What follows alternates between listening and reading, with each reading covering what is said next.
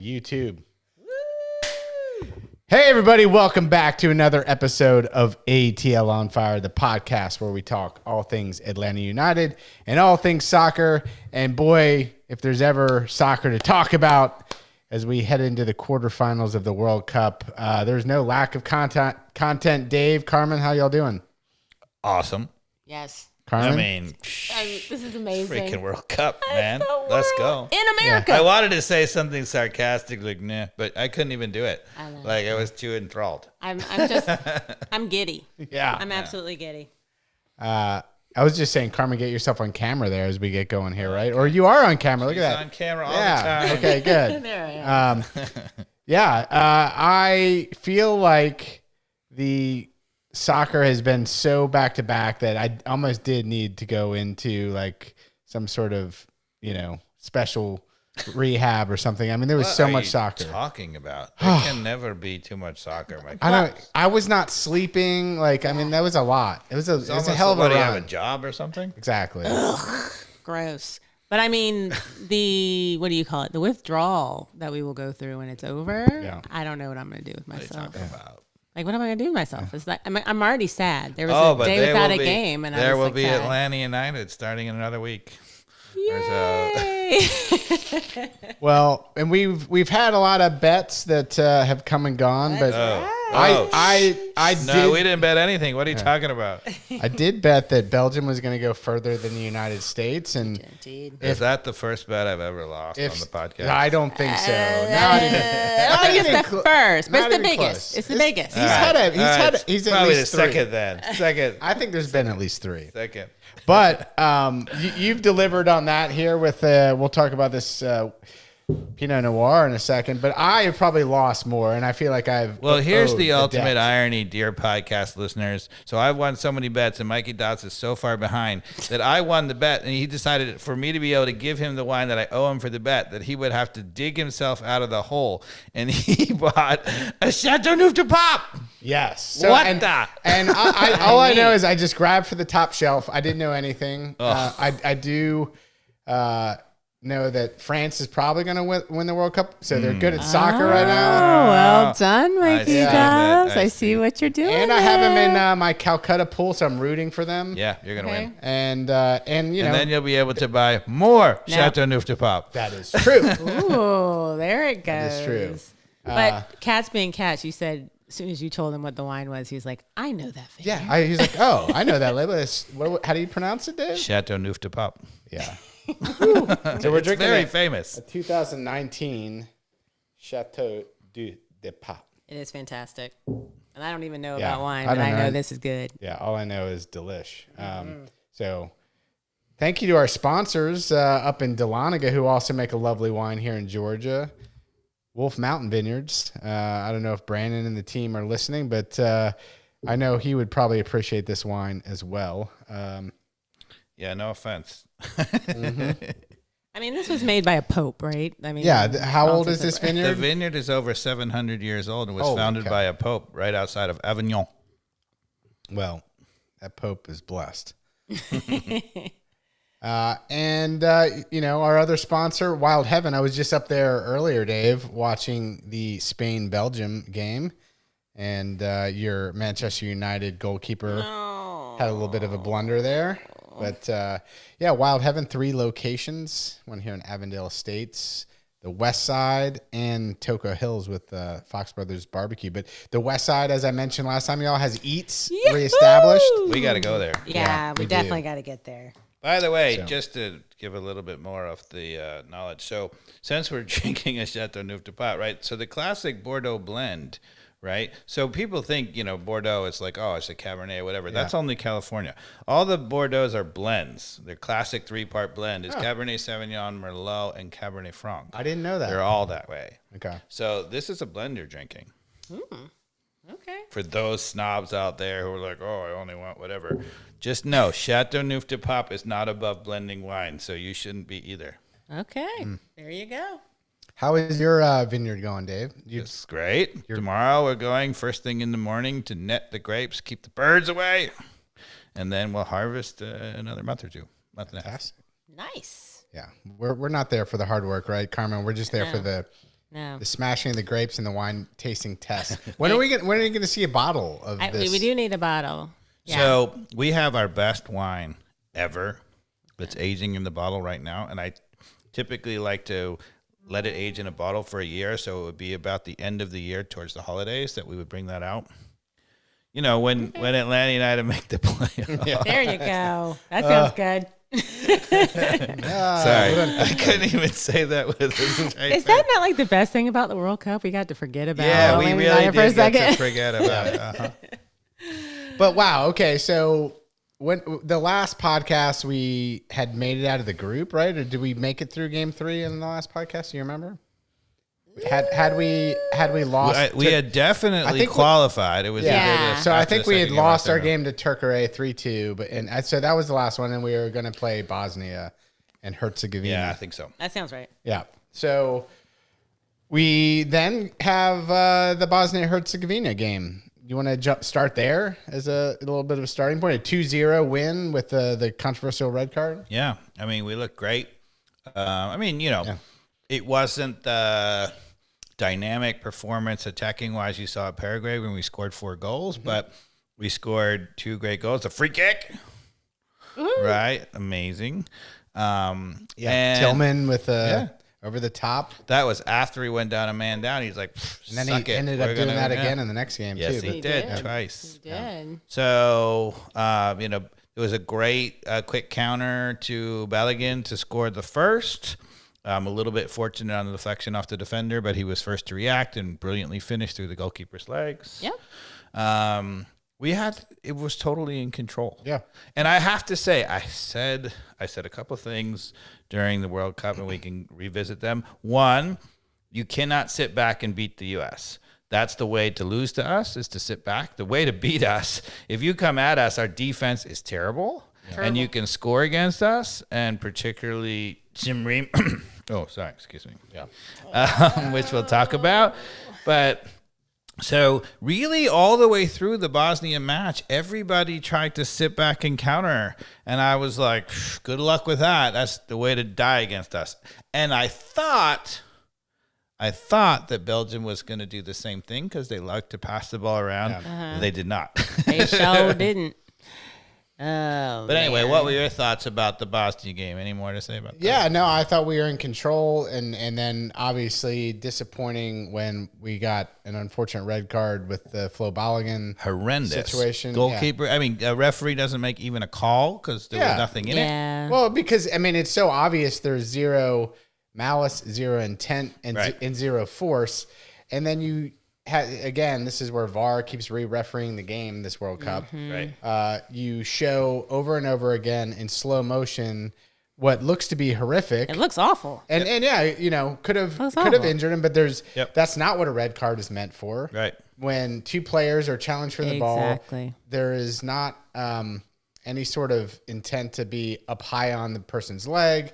It just was a coming together of No, 2 he guys just challenging. stumbled, right? Because actually, the defender was basically fouling him, which caused him to stumble. Exactly. And then he just, as he was Correct. stumbling, he had Yeah. to put All his of foot the down above. somewhere. Yeah.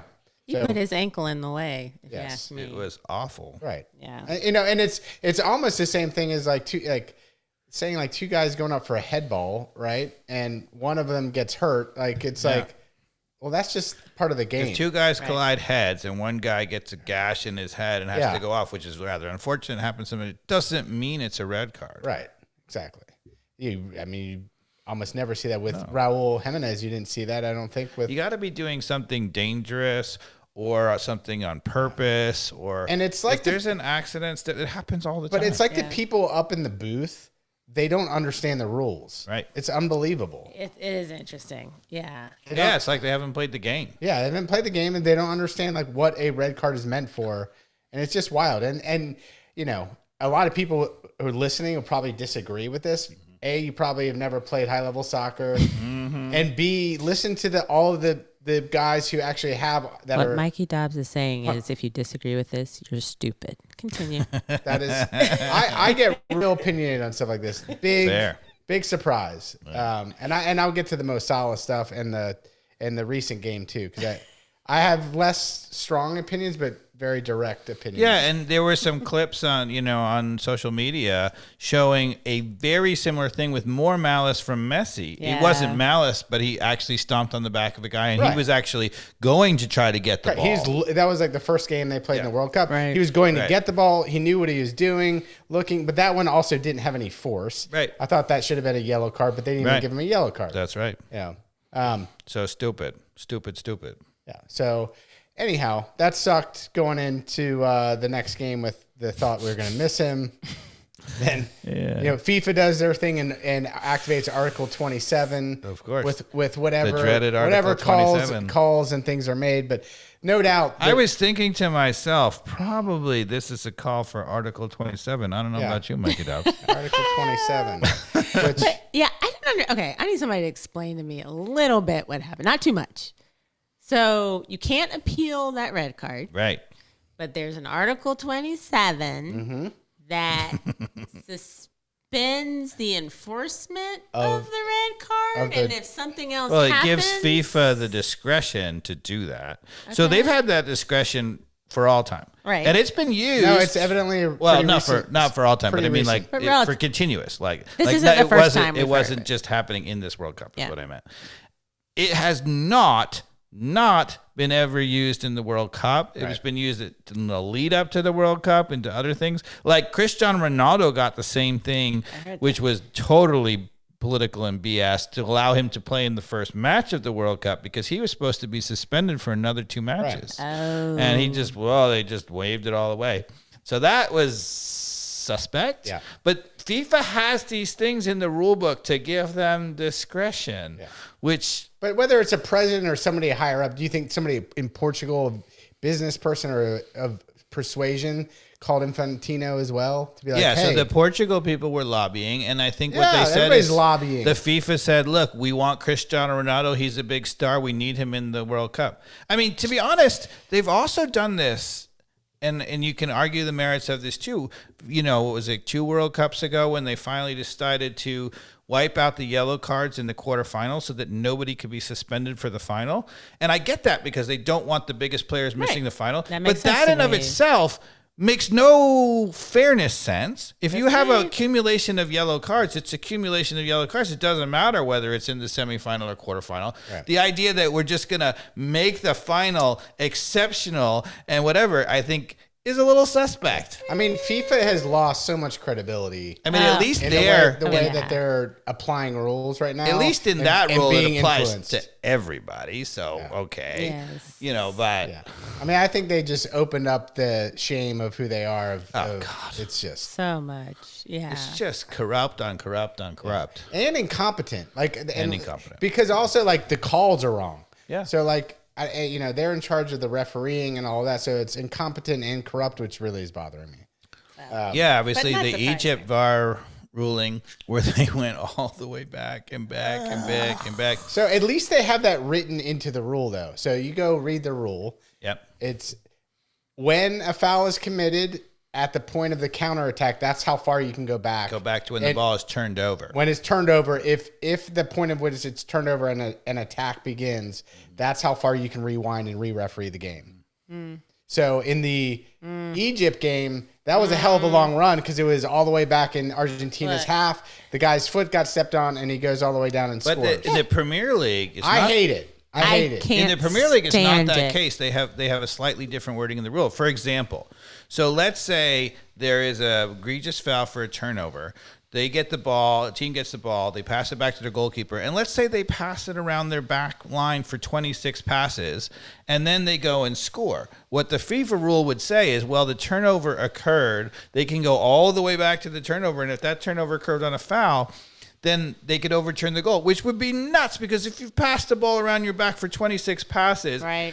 you got no advantage from that. Right. Right. And so in the Premier League, it's always the attacking phase of the play, which would mean in that scenario, if you pass the ball around, as soon as you now decide to go forward and at them, it's a little bit more subjective and discretionary, which I actually think makes a ton of sense. This idea that we're going to write down things and make it completely, objective is bullshit, right? Like it's impossible to do. You have to have a little bit of Well, subjectivity. no, I feel like whatever the rule is in the World Cup is pretty clear. I just don't like it. No, it's terrible. It stinks. It absolutely stinks. Because it should never be that far back. Yeah.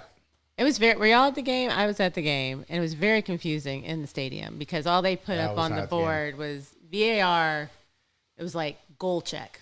So we didn't know what was happening. We're like, clearly he wasn't offsides, whatever. We couldn't hear the ref when he started talking. How amazing was that game to be at? Oh, it was fun. It was a great game. Oh my gosh, that's a life check of a soccer game. It was a good one. It was a good one. But yeah, it was one of those things no one knew what was happening because our minds had left that because it wasn't even the awful foul. It wasn't like he got hacked or anything like that. So we had no idea what was happening. Yeah. So, yeah. Ugh. I was working during all that, and I heard the game in the background. I had seen a couple of the goals, but I will say, like, look, the controversy of the Mo Salah version that didn't get called back and the version of whoever the Argentinian player who got stepped on, and then that guy made an absolutely incredible dribble down the sideline to get it into the box, and whoever else for Egypt scored, and then it got taken back. Yep. The Argentinian player's top of the foot got stepped on with the top of a stud, and slow motion shows that it's clear.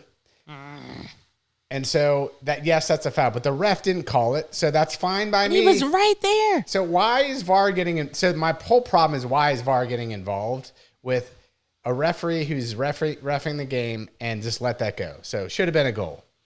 On the other side, there's Mo Salah a few minutes later or whatever it is in the game who gets his foot kicked in the box in any game that could have been called a penalty kick. I like a referee who doesn't call that a penalty because it's very soft.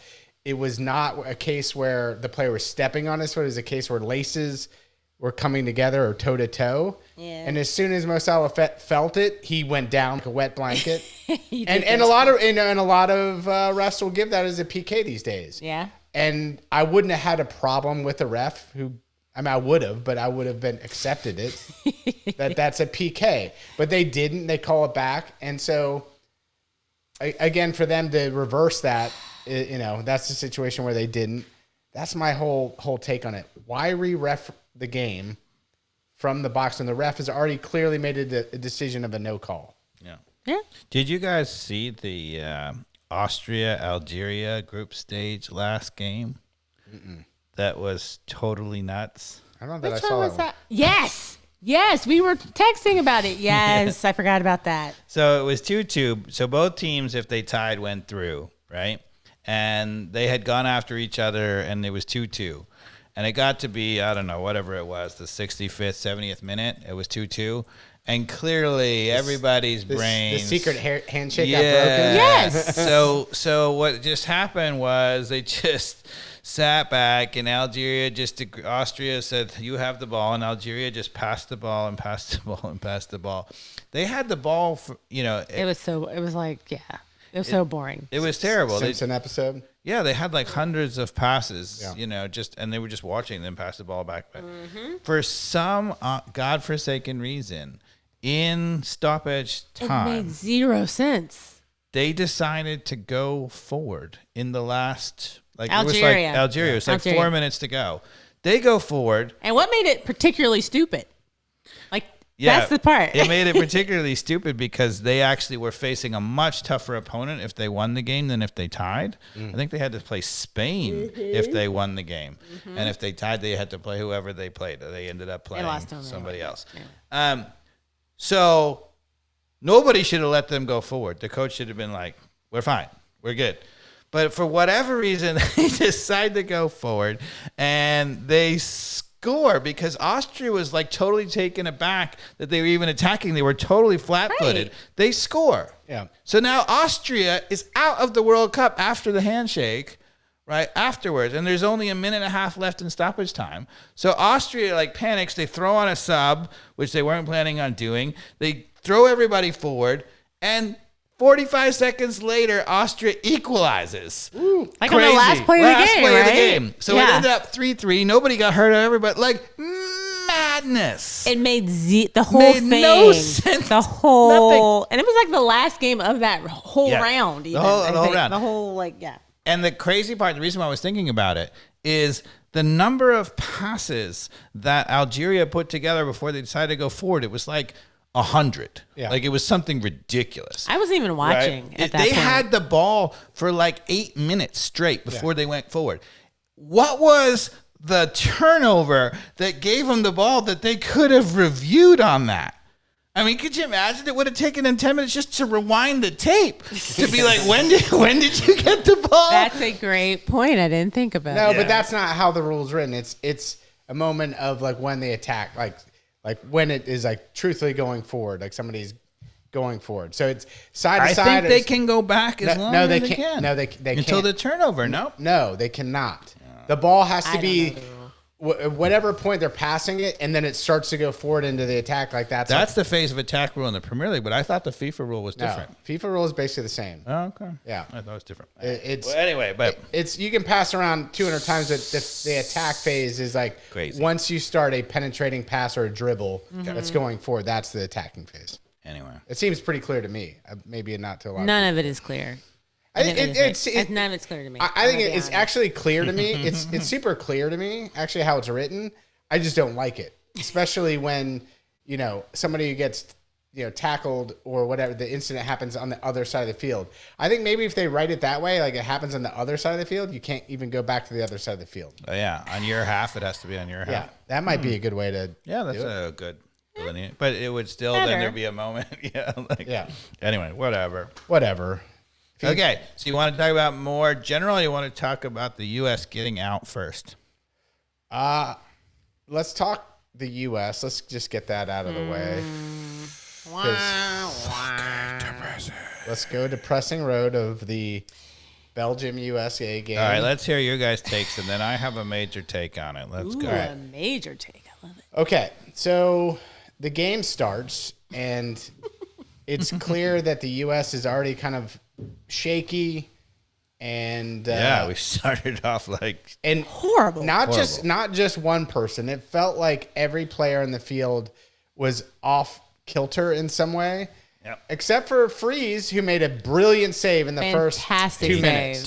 did. So Early. he comes out and makes you're like, okay, Josh Freeze actually made the first save that I haven't seen him make ever as the U.S. men's national keeper. So I'm like, I actually was like, at first, I was like, okay, that is an omen. I was like, this is a good sign. Well, Fries and Carmen are both Harvard grads, so yeah, they're that's very true. simpatico. There we Exactly, go. yeah. Big head, but not good feet. Not good feet. But wait, why do you think this is a good sign? Because that's just the way soccer goes. Yeah, You know what I mean? yeah, I agree. It's like the Really? first 10 minutes, like if you're Yeah, shaky you survive. and some keeper makes a save for you, like it's like you're gonna come back. Like that's Okay. that's All just right. how it always is written. Okay. And so I'm thinking, okay, Josh Reed just made a big save. If we can get through this first 10 minutes, sort our crap out, we're gonna be okay. That didn't Fair. happen. It really It just didn't happen. It did not. Not in the as it was written. And so So why? why? Or maybe Carmen, maybe you want to say too. Why? I mean, I don't know. I mean, What went wrong? I don't know what went wrong. Honestly, I do. I don't whatever the your red card scandal. No. Well, if it's not part of what I'm going to say, Go ahead. then I don't totally agree with you. I think that the players mentally were not correct coming into the game because of the Flo Balogun thing, and everything was like every player was off a little bit because of their mindset like it. and whatever the case was, their timing wasn't correct. They either prepared to play with Pepe and had to switch last minute, and those tactics. All of the above. Like it was a multitude of a bunch of things, but the players were just not ready in their brain to start that It game. really didn't look like it. So you're blaming the Balogun controversy or no? Not really. Because I actually think a lot of people are. They're Yeah. saying the Balogun Not thing really, really no. threw out the team. I don't think that was the I'm case. just blaming the players for not like they were off and not sure, playing. but the question is, here's the question, right? So anybody can have an off day, but with Pochettino getting them up and having 3 straight games where they came out lightning, they scored early, they were on the front foot. How does it, and with the good vibes, how does it suddenly disappear in game 5? Yes, Mikey does. Yeah. we play a European good team that knows how to defend Yeah, and is but- better than us. Sure. As our bet proves. Sure, but that doesn't cause you to start out flat. It just means Yeah, somebody it does. can beat you. It does. We played a better, superior team, and they absolutely made us look average. That's what happened. I don't think it's tough to accept, Dave. It is. That's not what I think happened. It is. So what happened? Then? As I have been saying the whole time, the way to beat United States is to attack. Okay. Mm-hmm. So the United States was creating the front foot the whole tournament by back pressing and pressing up high. They were causing turnovers. They were keeping people in their end. The midfield of Tillman and Adams and McKinney were dominating possession. And some people are like, oh, yeah, well, they finally got a good midfield in Belgium and they got beat. That wasn't the case. Actually, what happened was, and I was shocked, the Belgian coach and the Belgian team decided they actually gave us so much respect. They decided they were not going to try to play through that at all. They just kicked the ball over the top. If you go back to the first 20 minutes of the game, the goalkeeper, Courtois, launched the ball. The backs launched the ball. They just pummeled it forward. That was the change. Would not disagree with the tactics that worked to ultimately win the game, and actually Belgium did the right thing to try. Good on them. Good on them. Mm-hmm. But it wasn't enough the way that we played. Like our quality, even with our crappy backline, that's what I'm talking about. Like we still had like the only big weakness is Ream back there. We had plenty of talent to be able to calmly deal with that. We weren't calmly dealing with them. We are capable of playing out of the back. We weren't even passing the ball to people's feet correctly. First of all, it was a disaster on just how individuals were playing, and that has nothing to do with them playing over the top. Like I think it does. It doesn't. It doesn't. We couldn't do the basics, man. Wait, hold on. Let me talk about it. So obviously, I agree with you that our defense isn't so woeful that we couldn't deal with it at all. But they were, so taken by surprise. They expected Belgium to play along the ground and try to play out of the back. And it took away our strength, our mojo, if you will. They were like, look, we are going to beat them in the midfield. We are prepared to do that. We're going to keep them in the end. And suddenly they were like, the ball's just over our head, and now our defense is really struggling to deal with it, and they're in our end all the time, and nobody's been in our end the entire game, and it just annihilated us. They took us out of our game, and it was disaster for us.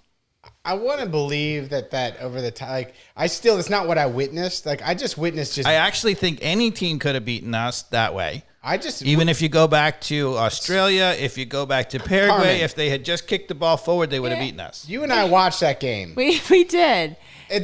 They were fully capable of dealing with the ball over the top. That wasn't. It was like blunderous. It was blunderous. This wasn't. That's exactly being surprised. This is like not being up to the task for the day. Well, let me say one thing else, because the other time is even when we dealt with it correctly, right, we started immediately having to play the ball out of the back because it was so far. Okay. And they got us into where we started making mistakes. We hadn't had to play out of the back the entire tournament. We're terrible playing out of the back, and we hadn't had to do it because we were keeping them in their end. And suddenly every play, we got to bring it out of the back. Oh, we got to bring it out of the back. Oh, we got to bring it out of the back. And what you saw, the mistakes. I don't know that we're that bad about playing out of the back either, though. We are. We're bad at defending. I don't think we're that bad playing out of the back. We've got Serginho Dest and Anthony Robinson. Well, we've got Chris Richards. We got Adams. These guys can play out of the back against Belgium. I'm sorry. I totally disagree. I'm not sure we're so bad about it, but we were just surprised to be doing it all the time. And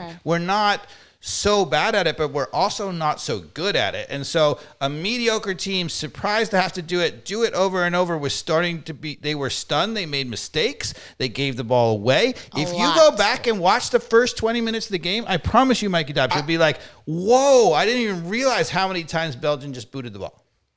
Probably that may be true, but it's like we weren't making simple passes. Like just like the first pass out, we were like you're saying they just forgot how to play soccer, and they're so surprised how to deal with the ball over the top. Well, and let's talk about the players you're talking about: Chris Richards, Adams, and Anton Robinson. Well, this team, in training was.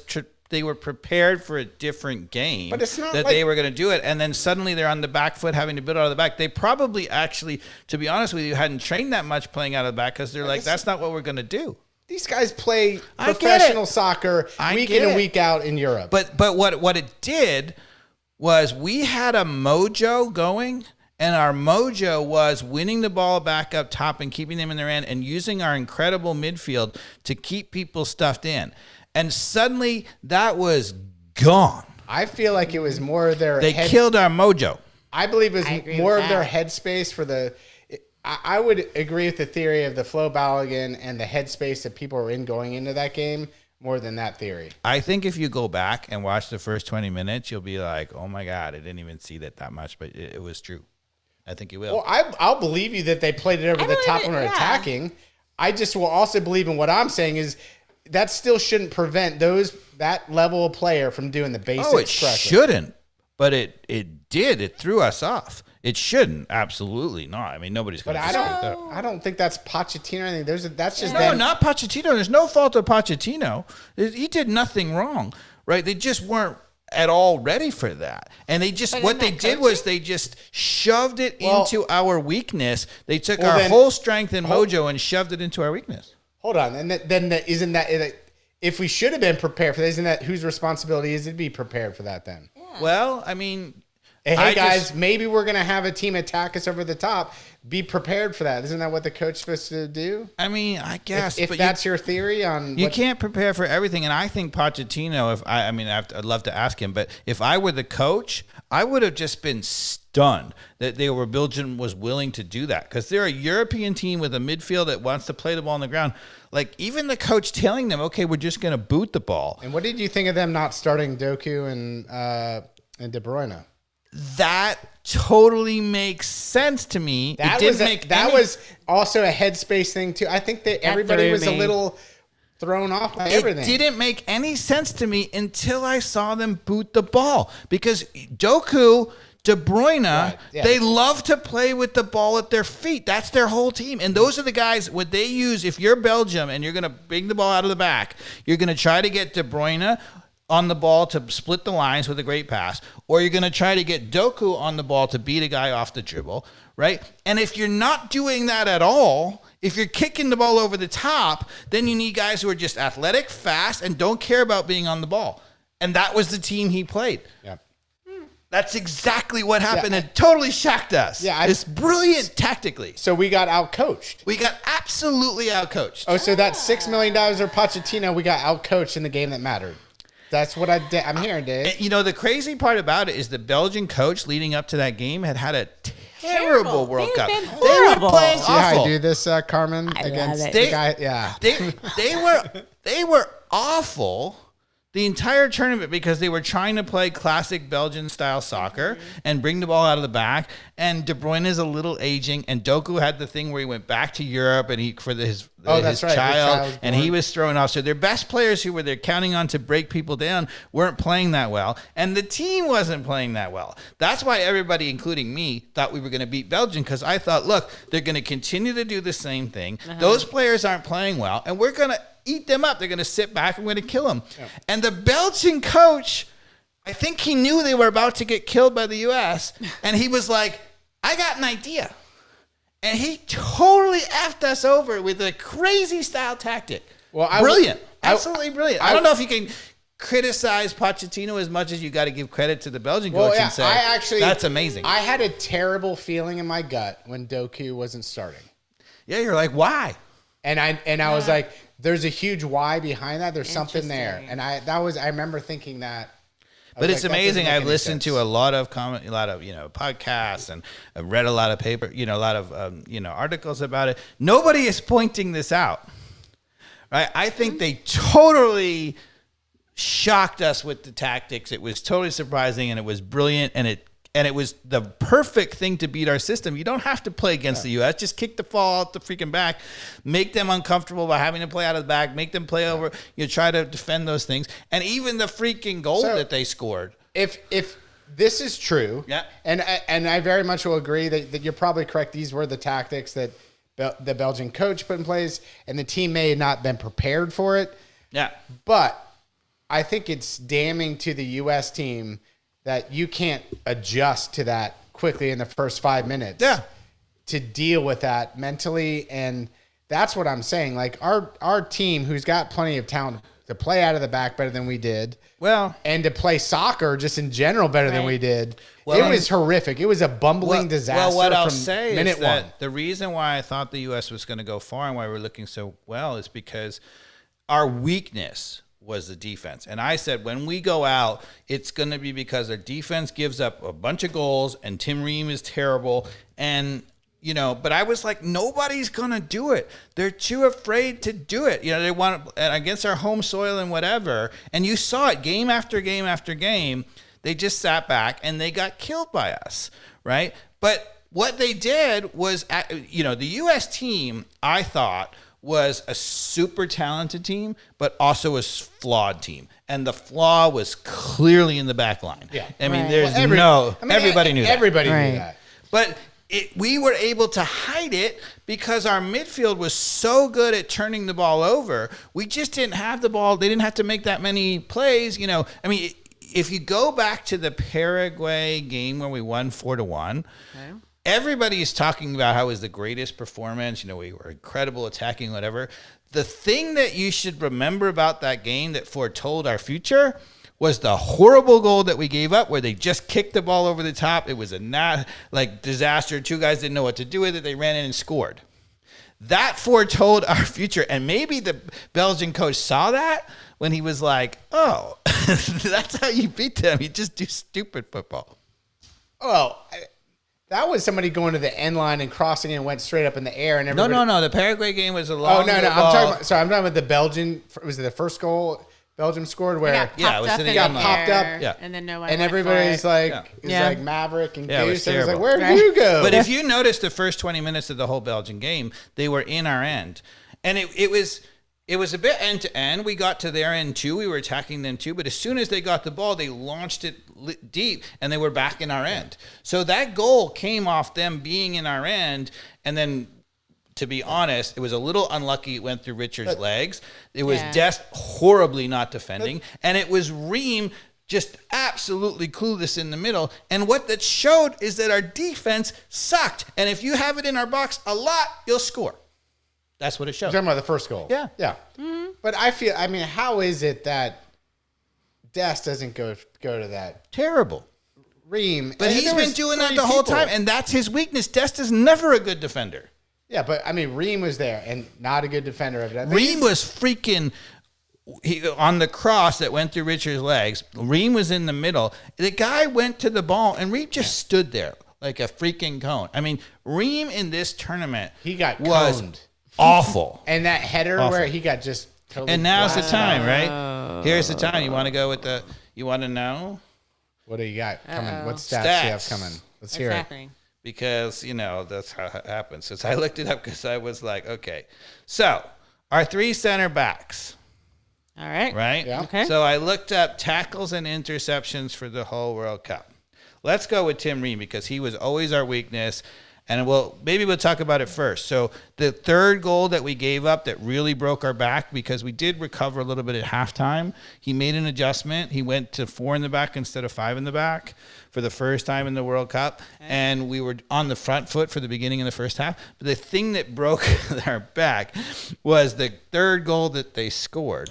That third goal was just a long ball out of their back corner.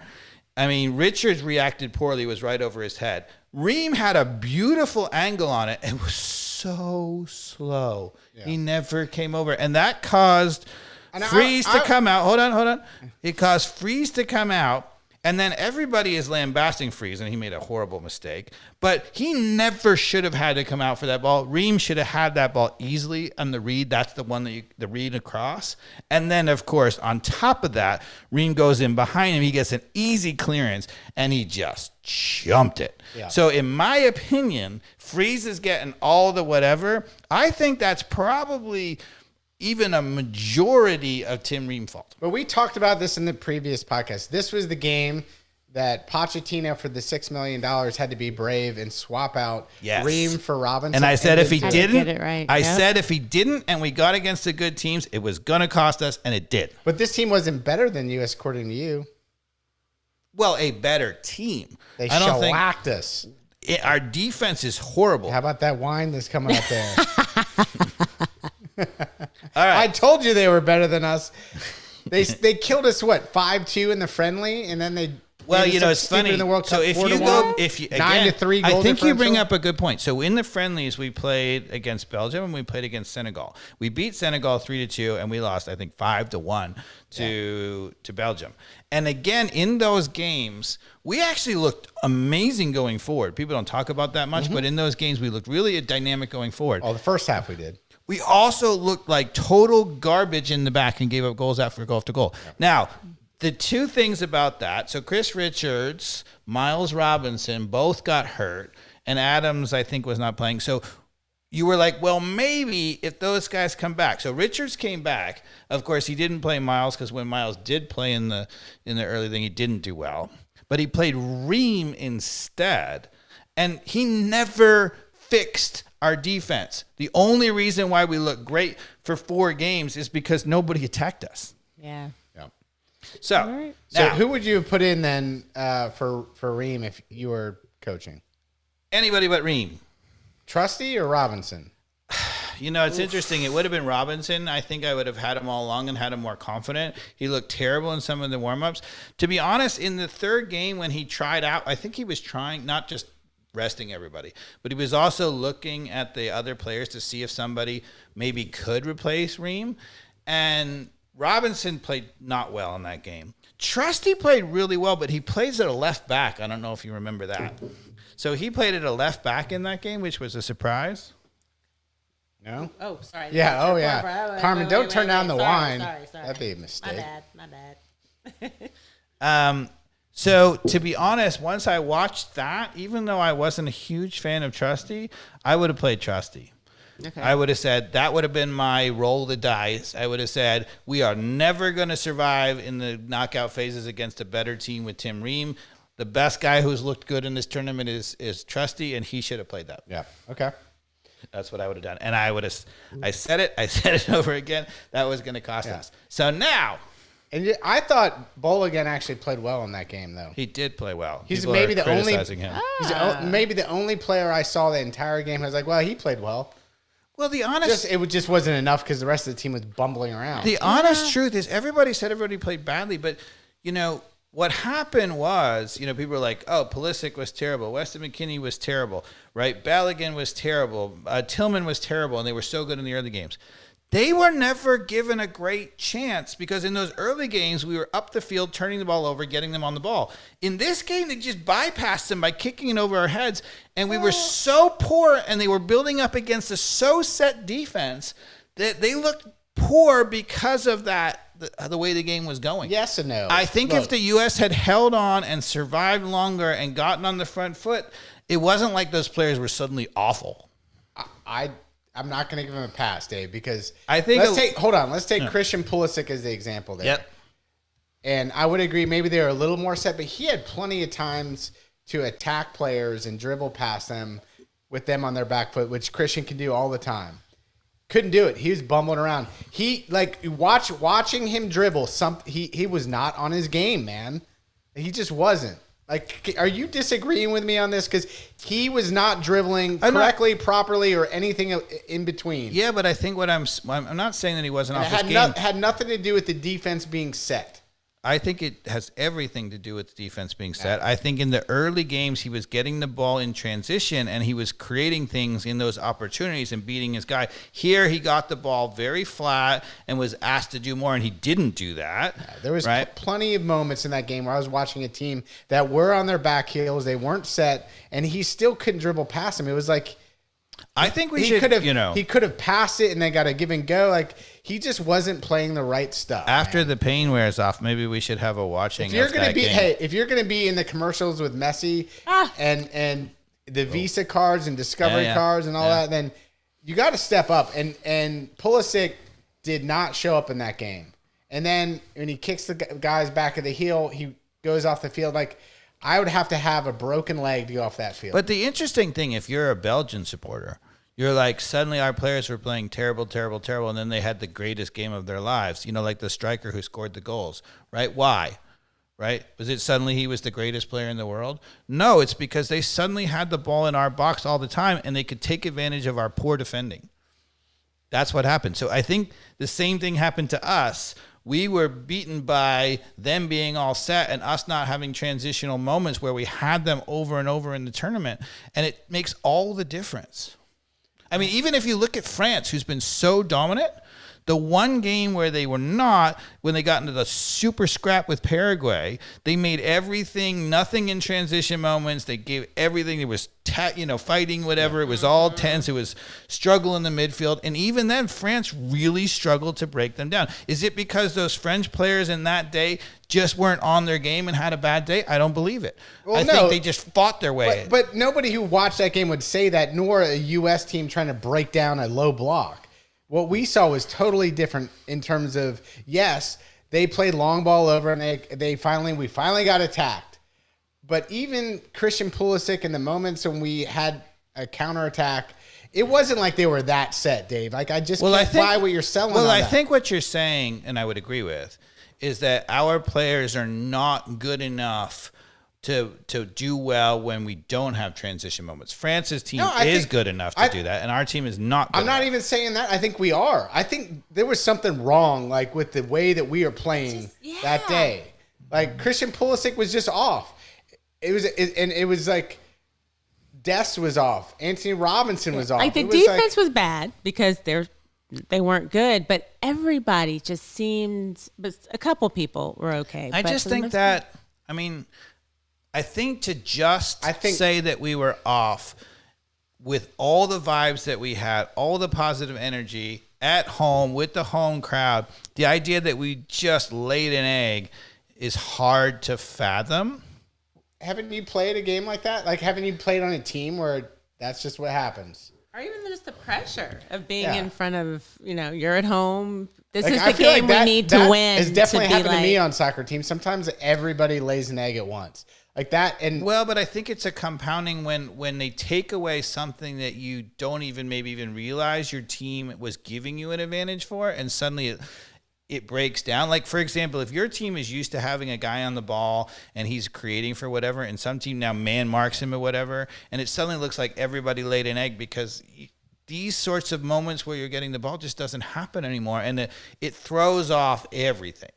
Yeah, I hear your theory there. I'm giving much more credit to Belgium for throwing us off than us laying an egg. I think you're giving way too much credit for them throwing us off because it just wasn't that much of a throw off given we had plenty of time and space even playing out of the back. It wasn't like they were pressuring us that much even over the No, top. They weren't pressuring us, but they were kicking the ball over the top. Great. Instead of playing out of the back, which is all the difference. Now, I will say, like, Freeze, it did get Freeze out of his vibe. Yeah, it caused him to come out of the goal and make that error. Well, no, but you even see when he would pick it up, like, he was in a rush. Yeah. He's, like, trying to play it fast. You're like, dude, slow it down. Mm-hmm. Like, let's slow this game down and let Belgium kind of sit back a little bit so we can get I think you can also say that as soon as they got us out of our vibe, maybe that we were trying too hard to get back in the vibe and not settled enough to get back into the rhythm. Correct. But I think that, so it could have snowballed. Was super clear. That snowballed. Yeah, it could have snowballed out of control, but after they threw us off from the begin with, if they don't play over the top against us in that game, that is a completely different game. Okay, but that's basic. Even with our non-vibe playing well. Yeah, but I was screaming at the TV for them to slow it down.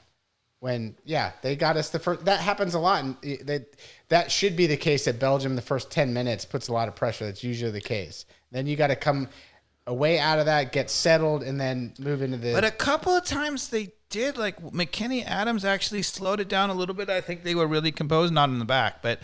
And then it still didn't matter. When we got to their end, we got a couple of decent. That's because Christian Pulisic. And then boom. That's because Christian Pulisic kept giving it up. He did, dude. He was trying to dribble by people and gave up the ball right after the midline. I don't disagree with you. 4 or 5 times. And that's not him too. So is it all of a sudden you're saying that they're so set that dude can't dribble by someone? Or maybe he shouldn't have. If they were set, choose a different path as an AC Milan's best player. Well, yeah, that's what I'm saying. He's not good enough to do it. But what I would say is if you go back and analyze the first 4 matches and look at every time Pulisic got the ball and just mapped out the players around him and then did the same against Belgium, is a very different circumstance. I try to stay calm on this podcast, but I get going, don't I? I mean, yes, I love it. That's what we're here for. So I think they totally threw us off, and I think it's a take that I don't hear that much, and I would love for you guys with me, maybe at some point, not now because fucking I don't want to watch that match again now. Yeah. But down the road, I want to watch the first 20 minutes of that match again. And just see how many times they booted the ball up the field and threw us off. Let's move on from the pain. Well, I was going to say, just to let you know not gonna let us, that is our he? weakness. Wait, okay. So, one last moment. So, I looked up the number of tackles and interceptions of our 3 center backs. Mm-hmm. The guy who I said was going to cost us and did completely on that third goal, and really, I mean, wasn't doing. If you watch Tim Ream, not only was he bad in those goals, he wasn't moving, he wasn't defending, and I'll prove it to you because let's look at the stats. How many tackles did Tim Ream make in 1, 2, 3, 4, 5 matches? I guess he didn't start one, so 4 matches. 4 matches. How many tackles? Yeah, I'll give him 2, maybe 1. Garmin? Maybe 1. 3. 1. Yeah. Wait, what? That's what I figured after. I can't felt be like there was 2, but I was like, there's right. definitely 1. I remember him actually tackling somebody in one of the moments. What? In 4 games, 1 tackle? Okay. You know how many Freeman had? Oh, I'm going to guess 5, 6. 6. Yeah, I was going to go 6, 7, 8. 8. Okay. Here we go. Freeman is a player that's going to get a big contract coming out of this World Cup, right? He's a baby. So He's the like best 21. defender in our center backs was Freeman, Yeah. by and large. And Cone Tim Ream did nada, and it shows in the stats. So where does Freeman play now? He plays at Villarreal. Yeah. Wow. He plays in Spain, the first division. Such a brilliant player. Mm-hmm. He was, to me, the joy to watch this World Cup. For He me. was, and he's so young. Yeah. So young. Okay, so I also want to then, you led us right to the other thing. So a lot of the takes that I've been hearing are U.S. is not good enough. The whole system is broken because we have pay to play. Check. Right. And Correct. nobody should ever expect anything different. We're just going to continue to do the same thing. How do we feel about that? 100% correct. Carmen. Yeah, I agree. Okay. And I completely disagree. Of course you do, but Because- this wait, is let me where yet you'll be wrong again going to this World Cup with Pochettino hold on. taking us better. Like, you're wrong. Hold on. You got all these theories, Dave. I but feel you're like just this was wrong. the same old U.S. men's national What I'm team. going to say, so first of all, I want to qualify this. So they're not wrong about the pay for play, and that it's terrible and it's ruining our system. And there's a lot of things wrong with the U system. That's all true. It's absolutely all true. But Okay. However. our team, in my opinion, Okay. unequivocally keeps getting better and better and better because we have a huge country, and even when you F it up that much, you still get some really, really good players. If you compare this year's team to 4 years ago and 4 years ago team to 8 years ago, et cetera, not to say there hasn't been any little fluctuations, but we have definitely been getting better and better. Well, and better. here's why. If you get an ex-NFL player's DNA Right. that ends up being Right. the Freeman And that what is you would- playing soccer instead of football. Well, what she would say is that's a perfect example. So the system is terrible. It's pay for play, blah, blah, blah. But suddenly here's a guy who's an exception, the only good defender on our team. And he happens to be a former NFL amazing athlete player. Yeah. And he just bucked the system, right? Yeah, he totally bucks it. Now, he came through an MLS academy. Okay. So somebody taught him. Yeah. But in any case, that is the exception proves the rule. Now, if you look at what's wrong with the U.S. and why we keep going out in the round of 16, it's our defense. The attacking gets better and better and better So if every we time. can get enough NFL players to have You their need kids anything. join the pay-to-play system, anything. we will win a World Cup. That I will 100% like agree with. it. We even need to have like, a hey, committee kids. like in the NFL. Be hey, don't get a concussion. You guys Don't should do play it. soccer. Don't Get a do bunch it. of mini concussions. My point is Love it. that So what we need to solve, if you are U.S. soccer, you certainly need to think about why our defending is awful. Although the world has this problem, it's not just us, right? But I don't think even with all of the problems that we have in the U.S., the attacking is getting better and better and better, and we're gonna start to have players of the ilk of, maybe not Lamine Yamal or Messi, but guys who are De Bruyne. We're going to have incredible attacking players. We're going to have Cunha's in our team. Ooh. We're going to have, really good players. We're going to continue to have them. And, the fluke in this team, which I think is true not just for America, was Tyler Adams was the only guy who defensively knows how to position and play that. And he's an interesting situation because he comes from a super athletic, family, but his mother got divorced. He played well against Belgium, by the way. And got remarried to a Scottish guy who taught him how to play defensive midfield. So he took the athleticism of this crazy family. Yeah. He added the soccer knew of the fact that she happened to marry. And we're a big enough country that shit's gonna happen again. Well, weird things. I don't disagree that we're gonna get better, but man, there's still just such a huge gap. Yes, but it's closing all the time. Yeah, the other countries are not getting so great. They're really relying. I mean, if you look at, for example, in Argentina, really are, actually, they are being carried by Messi, and they have the same problems we have. Their defense is shit. I don't know about that, man. Argentina is pretty good even without Messi. I wouldn't know.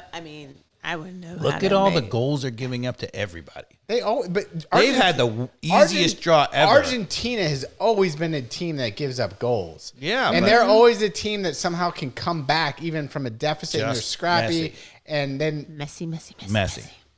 I don't know. If you take Messi off that team's already out.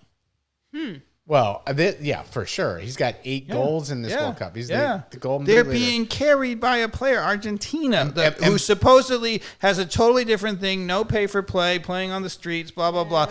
What I'm saying is that we over-exaggerate our problems vis-a-vis other problems. I think a lot of places in the world are having this problem. We're not the only ones. And there's a lot of countries that are... I disagree, because every time you bring us our hope up, Dave, of this is going to be the World Cup, we don't. Carmen, all I'm going to say, did he bring our hope up in this? See, that's like I said. I blame you, Cass, for my disappointment. What I'm saying, I blame you for my disappointment too. This World Cup, this is all your fault. That anybody who thinks that we just had a golden, anybody who thinks that we just had a golden generation, and that was our chance and we missed it, I think is totally misreading the soccer landscape. I agree with that. We're just going to have players coming through all the time. I agree with that too, 100%. But I still don't think we're not in the top 10 yet. No, but I think we're going to be continuing to get there.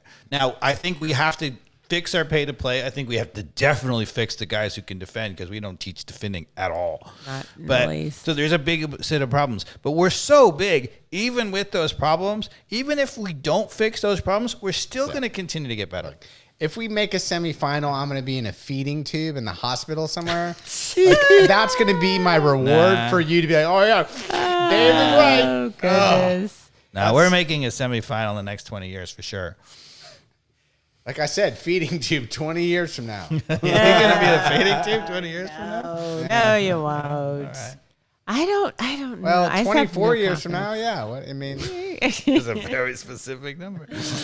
Anyway. Well, I hope you're right. So I am very disappointed so the other people who say, oh, it was fine. I mean, this was a shocking exit. It was unconscionable. It shouldn't have happened. And to be honest with you, I really going to blame Pochettino.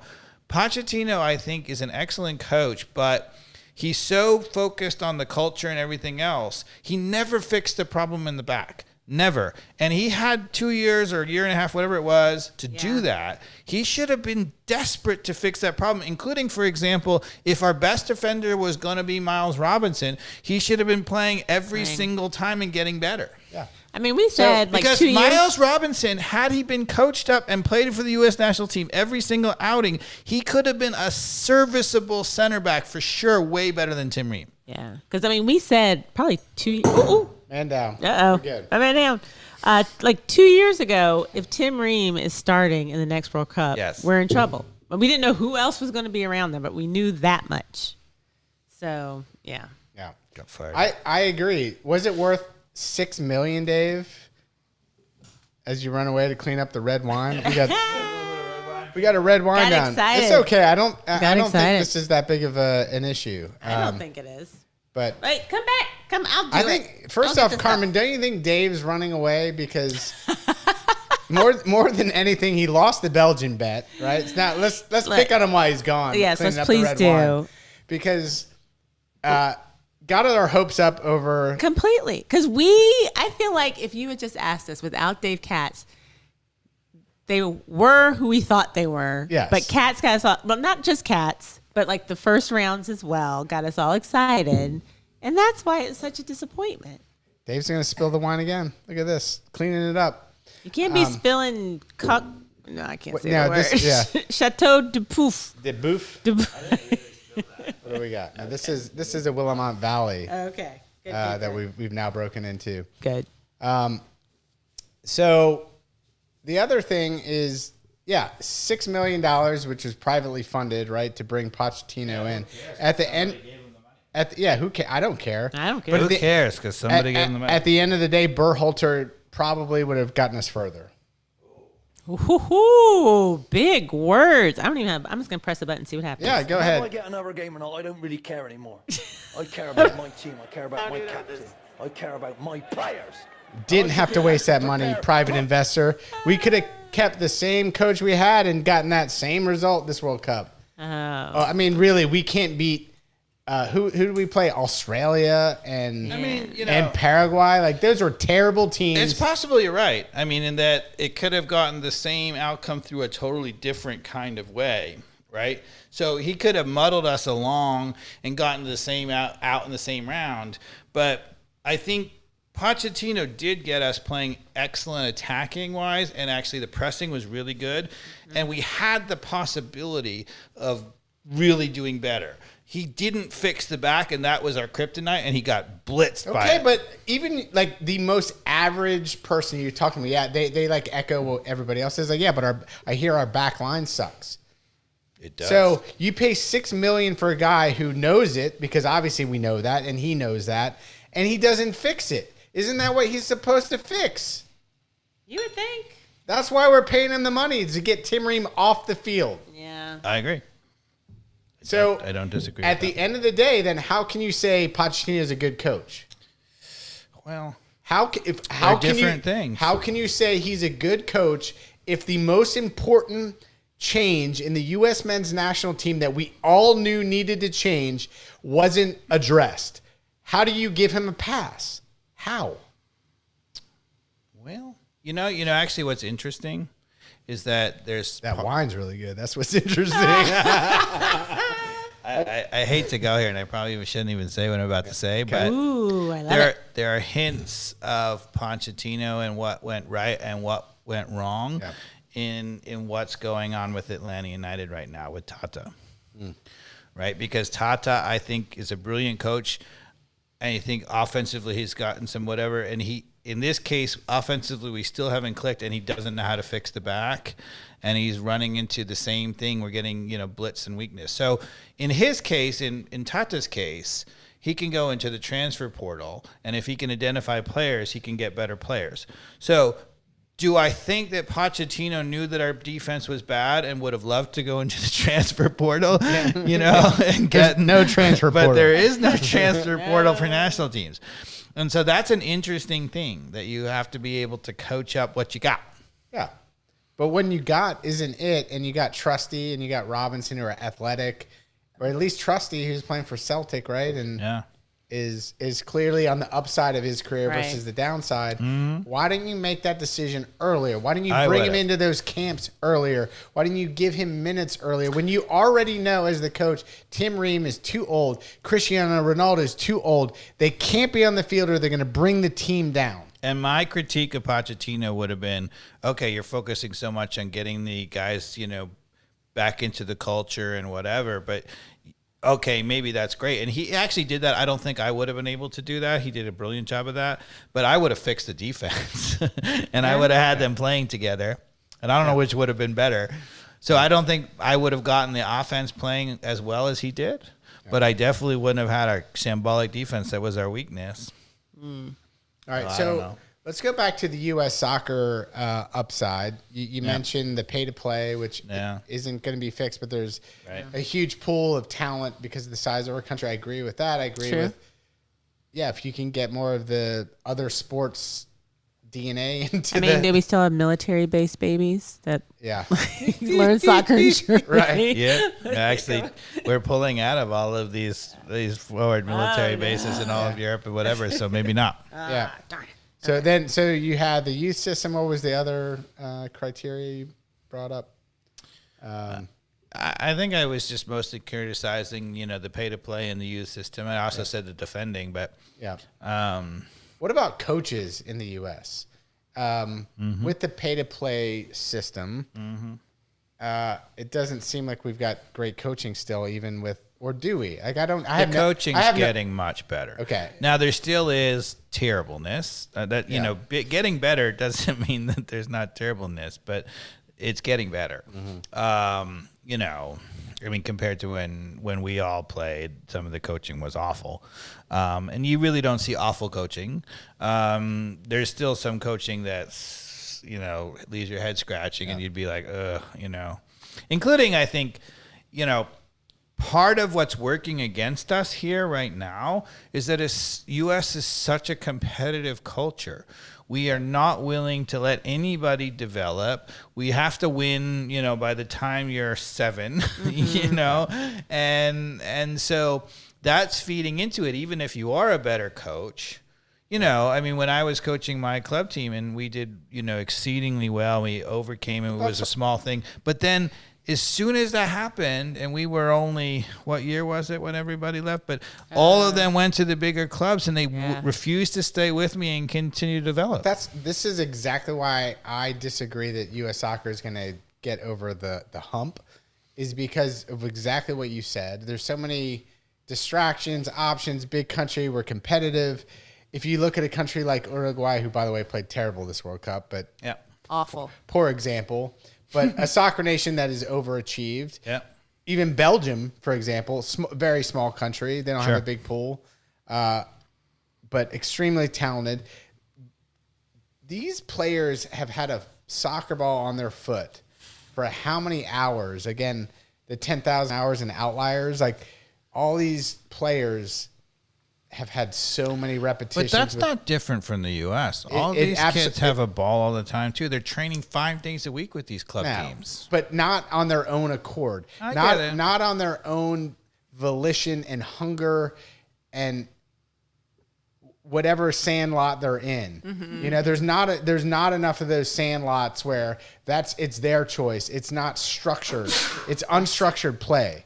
So it's all structured play in the U.S., and in these other countries, it's, literally, we'd have a soccer game in this basement, and it would be super competitive every day. Yeah, but here's we don't what everybody have that. says, and you can still see it sometimes in the influence of Brazil and Argentina. On the other hand, for example, England, everything is structured play there. Everything, right? And that team under Tuchel is the most robotic team I have ever seen. Those players know how to do exactly what the coach wants. Correct. And they're doing pretty well. Correct, but you're missing my point. When you go to England, in the back streets, that's where they at the end of the day after school, the kids are cranking with a soccer ball in these little areas, just playing wherever they can.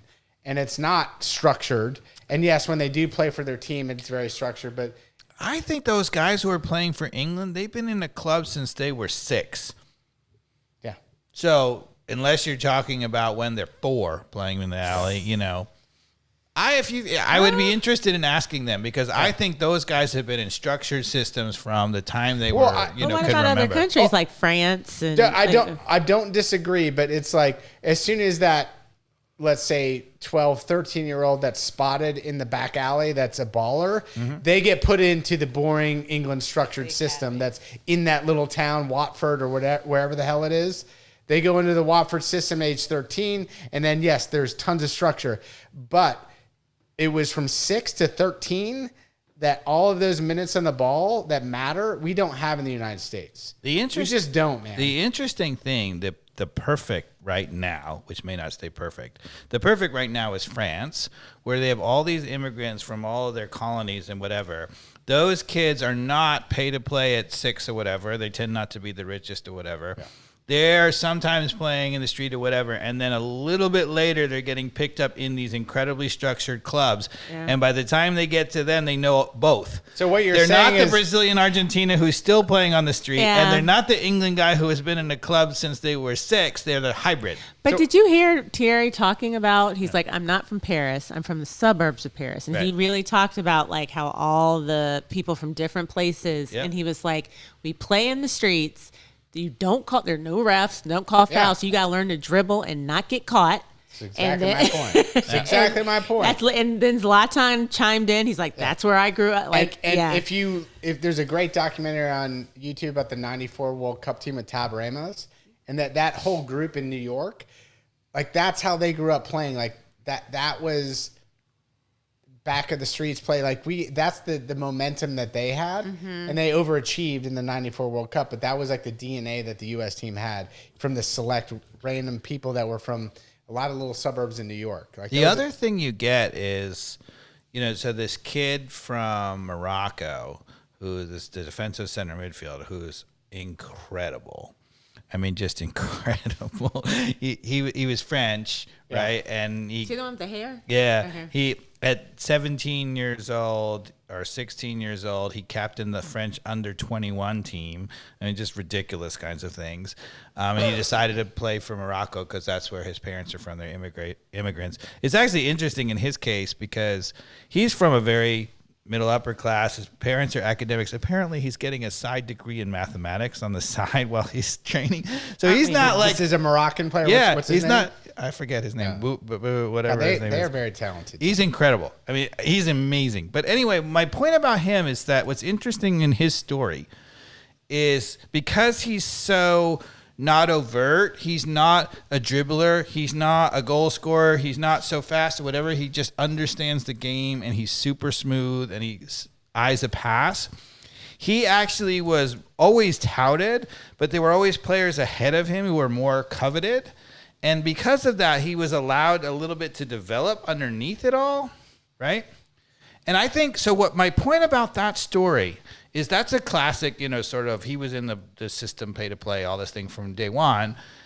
But what happened in his case is he didn't quite get the best of whatever, so some other coaches just kept developing him, and he got to develop under the radar instead of being win all the time. And they talk about how he played it with some of the teams that were not quite the best, and they went to tournaments, and then they won the tournaments because he was so good.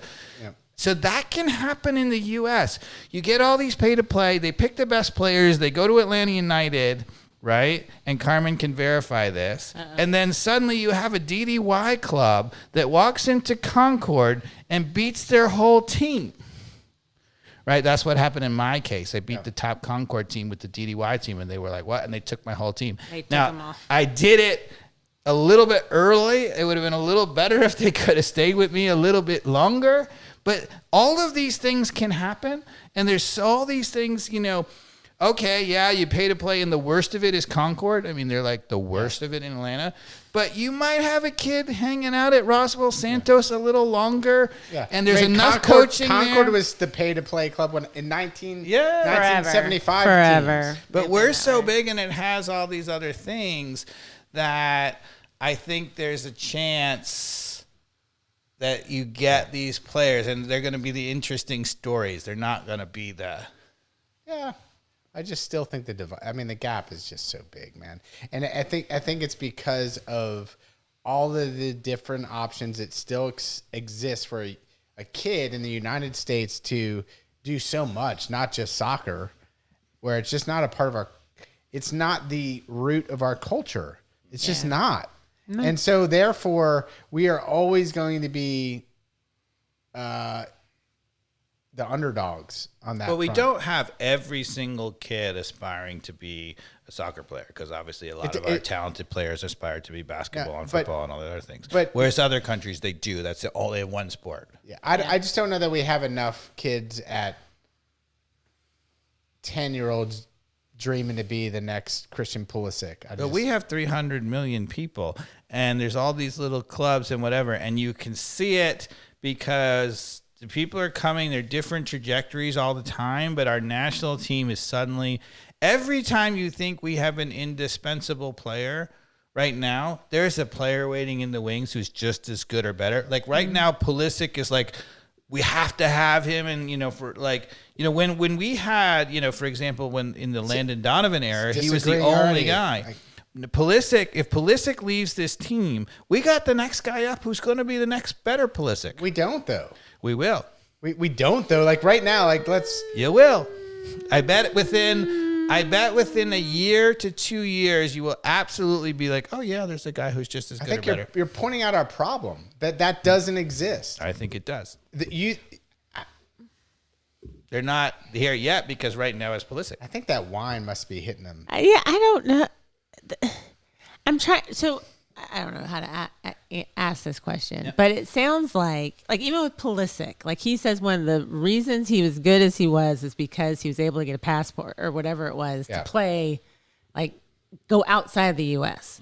So are we still in that spot where when we talk about the next Pulisic, we're still looking outside of the U.S. for the most part? They might be born here. Because you have players already who are making it to MLS like Freeman and, Sullivan and a bunch of these players from, Aiden Morris who are going over there in 20. We can name them Yeah, but it's happening every single week. There's another one. And they're clubs that you never heard of and they're getting to go. And some of them are staying here and developing as well. So I don't buy it. Okay. I don't buy it either, Dave. I hope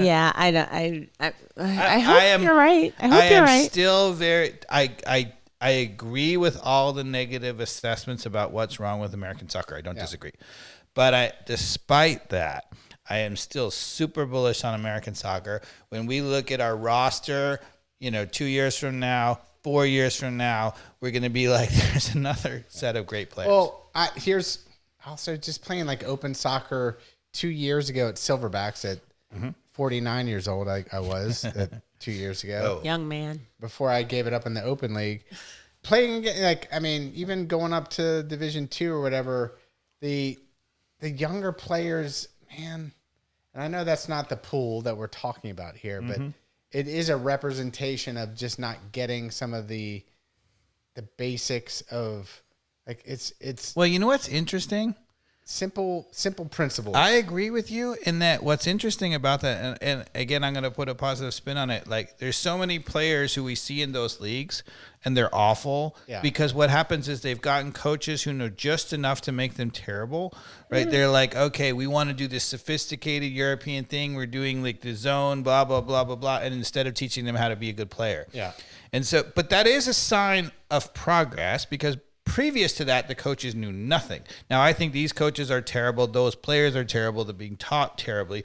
But a few of those coaches really know what they're doing. They're getting a hold of some players, and they're even better. Yeah.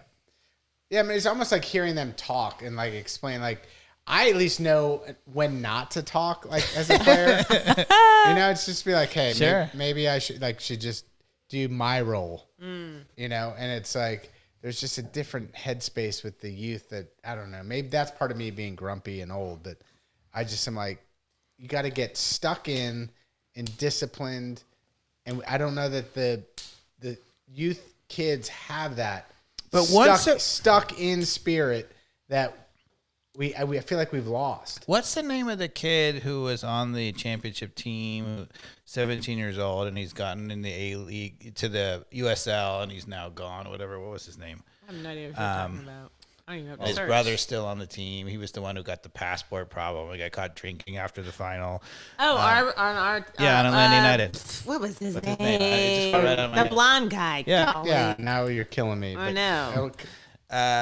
Anyway, what I'm going to say about a guy like that. So he would train on his own. He was homeschooled. He was training on his own, right? He was obviously very skilled, right? And he's gotten killed. He has not even come close to being He played for Indianapolis. Yeah. I know who Why you're can I not remember this guy's name? The Indianapolis 8. And What's his name? I'll think of it in a minute. Anyway, but my point is, a number of years ago, because that guy had trained and was skilled or whatever, he would have been in the starting lineup for Atlanta United, and we'd have to go with him because he had a skill whatever player. Now, like, he ain't even coming close.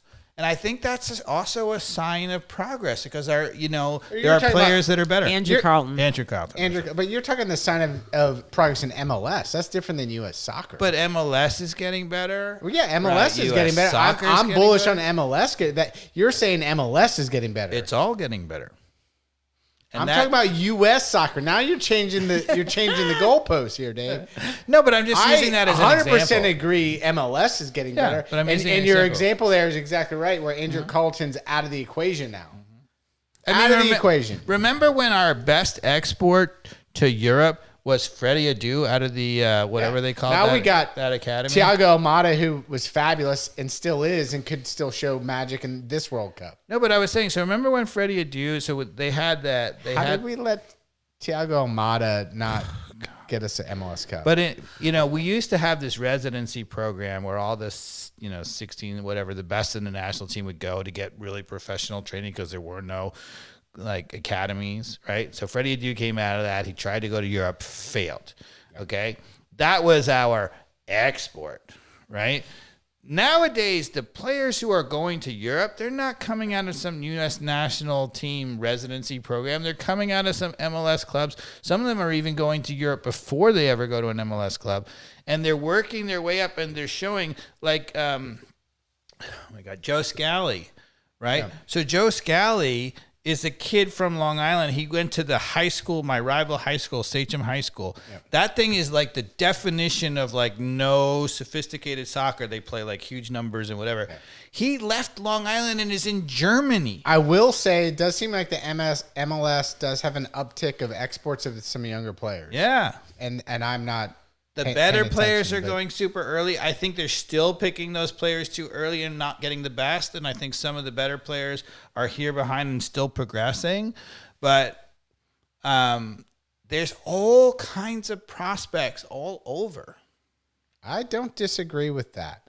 I just think they lack some of the foundational stuff that is going to be our Achilles heel for a long, long time. Well, if you look at the players from Atlanta United who have gone, so we've had two, Wiley and Bello, who've gone to Europe. Mm-hmm. They are perfect examples of players they picked early, really athletic, good going forward, no defending skills whatsoever, and are not going to make it in Europe.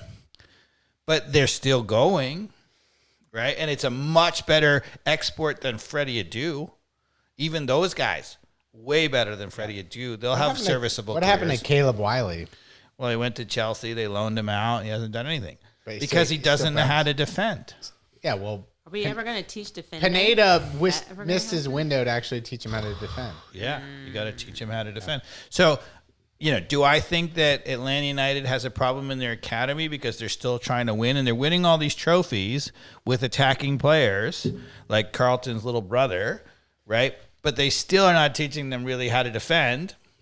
And by the way, U.S. soccer, look at Spain, the most boring...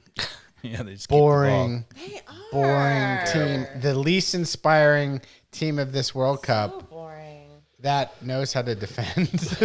Well, they defend by keeping the ball. They gave their first goal up, right? Yeah, they did. That was their first goal because they've had the ball so much. Yeah, they don't have to defend. So is that a defensive tactic, just to hold the ball? Yeah, possession. Yeah. It's a terrible soccer tactic that makes for the most boring soccer. Spain went 2,500 passes in the World Cup prior to scoring the goal that they scored the first goal of the World Cup. They had made 2,500 passes since their last World Cup. Explains a lot from the Cabo Verde game. Right. Yeah, that's exactly what happened. Yeah. And that can hurt you big time, and it will be why Spain goes out to France because they can't score. Yeah. They don't do anything offensively. They just pass the ball around. So that, again, Spain, you're like... we're talking about it. So Spain, those players on the Spanish team, they're actually for the very first time ever, there's no players on the Spanish team from the Real Madrid Academy who imports all of these from Real Madrid, imports all these players who are stars. They grab, Bellingham, they grab Mbappe, they grab whatever. Barcelona trains them. They all come through their academy. Those guys are all on the Spanish national team. They are, again, the most trained players you possibly could think. They're technically amazing. They pass the ball around.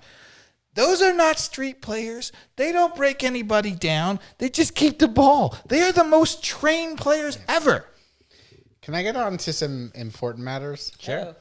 Have you watched any of the YouTube videos on all the people who are experiencing the U.S. during the World Cup? Like, Yes, they're like amazing. British people going to Costco for the first yes, time. I have seen Buc-ee's. those. I love Buc-ee's. Walmart was one. Waffle House. Yes. They're like, what is this, America? Those are amazing. I do love those And the videos. other thing I will say, you know, our stadiums have shown class. And, you know, I don't know if people remember, but in '94 we had the very first indoor game on grass, Yeah, which the was Ford in Detroit. Stadium in Detroit. That's right. I watched a documentary on the guy who prepared all the grass for that. Yeah, They're like, that- hey, we need grass in the indoor That stadium. field was shit. Fascinating. It was awful.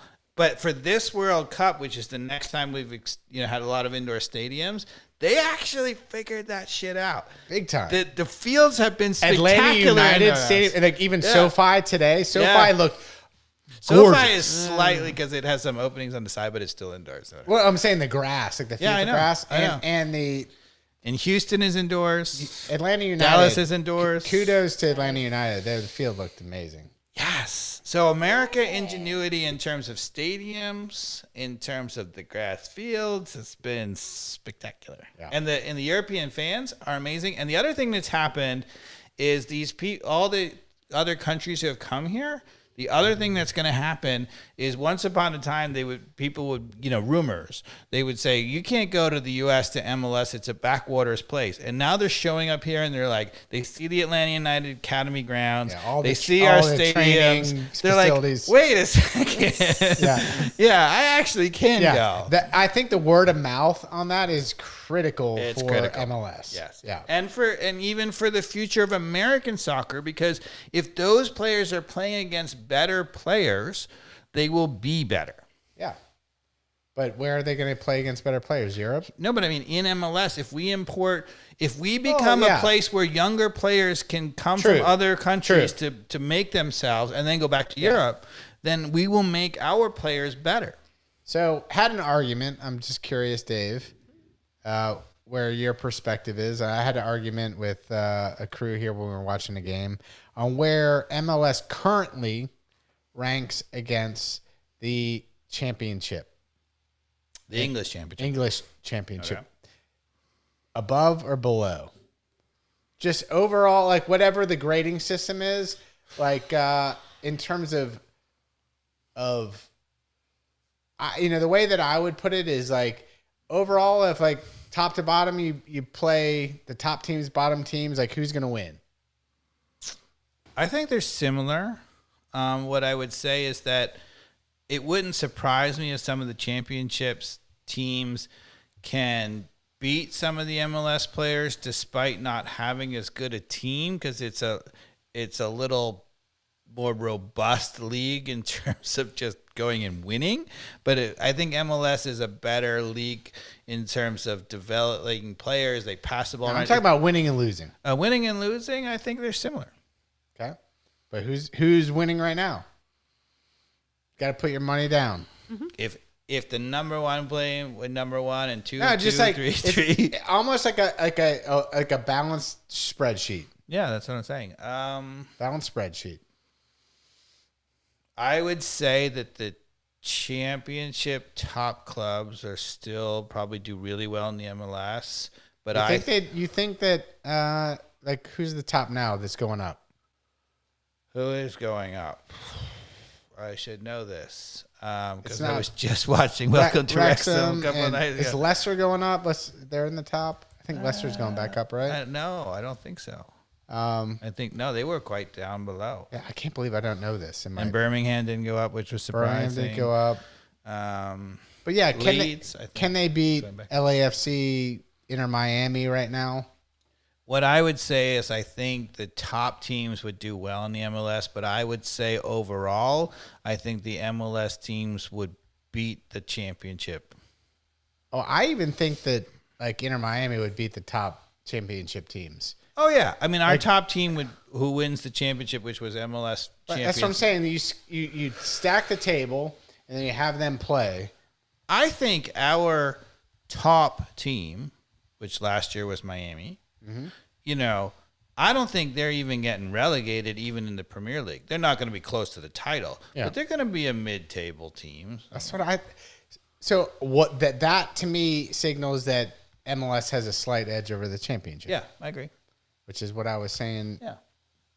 I agree with you. To other people. I agree with you. People downplay the MLS just because it's fun to do that. Yeah, it's fun. It's an easy target. And of course, top to bottom, like in MLS teams, there's a lot of weaker players, particularly in the back line because of the DP rule and all that. Defenses suck. So is in the championship. So is in the defenses are awful. Oh, really? Awful. Have you ever watched a Wrexham game? They score some terrible goals because nobody's defending. So I mean, the defense very similar awful. Leagues. Yeah. Okay. Very similar leagues. I agree. Okay. How much better do you think we can get than that league in the next 5 years? I think with the World Cup having come, and this is our opportunity. Our ceiling is really high, but what has to happen, and the thing that I think is holding MLS back now is the television viewership. Right? I think the teams have really good support in the stadiums. I think that the quality of play has gotten way better, but your average person is still not willing to tune in. And, I think, again, not that they're ever going to do this, but if they could give the fans something a little bit more interesting, like promotion relegation, it would really change things. So we're 5 years into this Apple TV deal? Yeah, hasn't been great. 10 years, yeah, it's a disaster. And I'm sure Messi knows it too. Sure. Yeah. But Messi's going to be a big influence in MLS because he's an owner. He is one of the biggest owners in Major League Soccer. Already. To me, that is the biggest X factor. A guy like that who's going to retire in the next 2 years, what is he going to do in terms of just trying to help U.S. soccer? You think he'll do anything, or is he just going to go to his yacht? I think the U.S. he's going to go to his yacht, and he's not going to be. There are things that are going to help, but I don't think it's going to be Messi. Messi coming helped because it legitimizes the league. Yeah, but don't you think he's going to be a sounding board for like, hey, can we get rid of the designated player role and like? He will help us to get rid of some of the things that are a little too American. Hey, now that we have 40 teams in MLS, let's divide it into two 20-tier tiers, and there's a promotion and relegation within the ownership of MLS, so at least there is pro and rel within the 40 teams of ownership that you actually have, at least, even if it's kind of bullshit, that there's a pro and relegation. I have never thought of what you just said, and I don't think exactly the way you said it. I've been thinking about that. That is a genius idea. We have enough MLS teams to have some kind of slight, where they would have a league where everybody would play to begin with. But then you could get into an upper league within MLS. I think he just called you a genius, Mikey Dobbs. I've been thinking about that a lot the last couple months. Fucking genius. Because you solved the problem they have where it's the owners want to be out of the league. They're not going to be out of the league. You're still in the league. And you lose a little. You could start by saying, okay, it's kind of bullshit. You lose a little bit of money the first time they implement pro and rel in MLS.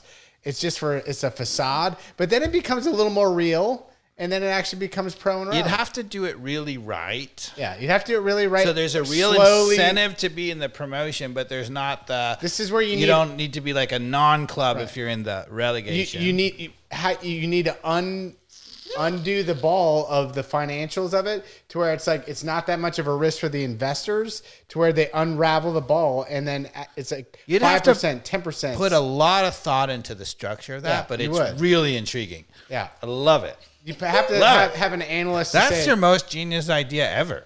Thank you. Oh, yeah. I love that idea. Love that. And it's so clever, of course, because, of course, the people are like, well, how can you have a single league and have the winner or whatever? I was literally thinking that exact same thing. He's called you clever, genius. I like it. All right, let's go back because this is the World Cup episode, and I know we're dragging on for forever, so forgive us out there. But let's go back. Let's talk about the end of the World Cup. Let's talk about the teams that are going to win it, and what we think is going to end. And overall, I mean, it has been a spectacular World Cup. Fantastic. There have been a lot of goals. There have been late goals. There's been drama. The England-Mexico game, All which we the haven't goal talked about scores, at all. Even Ronaldo scored 3 goals. I mean, everybody. The who- So goal many scoring goals. race between Mbappe and Messi and Haaland. Erling Haaland. I mean, Yes. Incredible. And the teams. Go ahead. No. Cabo. Verde. I mean, that was and exciting. Norway tomorrow. Norway, yes. The rowing, the Erling Haaland. It's been a spectacular World Cup. It Yeah. has. So, did you guys go to the England Dr. Congo game? Yes. You? I I did did. not. That was. Did you hear the chanting coming into the stadium? Was that you? That was me. I started. Don't take me home. Don't take me home. I want to stay here. I want to drink beer. I had to look that up. I was like, what are they? I know we speak the same language. but Yeah, but I sometimes was the like, accent. It's like they're chanting, and I don't know what they're saying. But I was like, I like that chant. That's my chant. I don't want to go home. That's another aspect of the culture, right? Even within the stadium, it's got to be, the chanting has to be specific. If we've learned nothing, people in America make chants for the individual teams. Anyway, that's another story. We can talk about that all the time. All right, so the end of the World Cup. Who's going to win? How exciting it is. What do you got? Well, I got a French wine for a reason. well, Yeah. fuck. So we have French. So who's in the semis? To be Yeah. honest, with all of the excitement there is of the World Cup so far, there's no excitement in the end. France is going to win. Yeah, exactly. Like they're by far the best team. I mean, they There's may a not win. They could get Okay. some super unlucky, but they are by so far the best team. But have we heard the theories that this is the year of like people winning boy. who should not win, like the Knicks? So the only team that My heart just skipped. a there's beat, only Carmen. if there's only 2 teams that could kind of be right now, which would be England or Norway. I think it's England, the team that like hasn't England won in can't beat forever. France. They shouldn't. There we go. Now Tuchel's got a shouldn't. genius he's got these game plans and maybe, I'm saying but they shouldn't. they are so much better than any other team. I mean, it's not even close. yeah, it's not even close. It's not close. They are so talented. They have everything on the team. Offense, Like midfield, 3 people defense. deep. Like, even it in the doesn't back, matter. for example, you talk about the back and how all these teams are terrible in the back. France, they leave the guy one-on-one with the attacker. It doesn't matter who it is. Yep. They just gobble them up. They're take like, care of I it. don't care. You cannot beat me. I will take the ball and start it going the other way. It looks super dangerous for a second, Yeah. but you're like, oh, they You kinda, can't run by him. Like You they can't kind of had that physical under by him. control. You can't get free in the box. I All mean, right, I'm predicting right now they're going to lose. I don't know to who. I want them No to win. way. You're probably they're gonna right, lose. but- I don't know to whom, but they're going to lose. I'll bet like 6 bottles of wine. There's no way. Yeah. Well, I bet I I did, mean, if I they did- lose, there's I- something wrong with soccer. I did bet more than 6 bottle of wines on France, to be honest. So I'm hoping I'm going to at least get a couple bottles You're back on that. absolutely right. Oh gosh! So we're all If thinking you want to France. take the dumb bet, Mikey Dobbs, then you can win that. Yeah. And you can give some of them bottles back to Yeah, us. not going to do that. Because it's a This dumb is my bet. gift tonight. My Yeah. gift tonight. Yeah. My We pen- can have multiple Chateau Neuf de Pop. Shut the dude. Chateau Neuf de Pape. Can't do it. Okay, so forget that. So we got France versus Spain. That's already set. Yep. Tomorrow you got Norway versus England. Yeah. Yep. Who do you predict wins that? I think England's going to win. England for me too. No. I know who I want to win. Yeah. I think it's going to be tough, though. I think England's got to show something different than they haven't showed in this World Cup yet. And then the last game, Argentina with the easiest draw ever, getting Switzerland. Yeah. After all, they're still going to win. They're going to look terrible.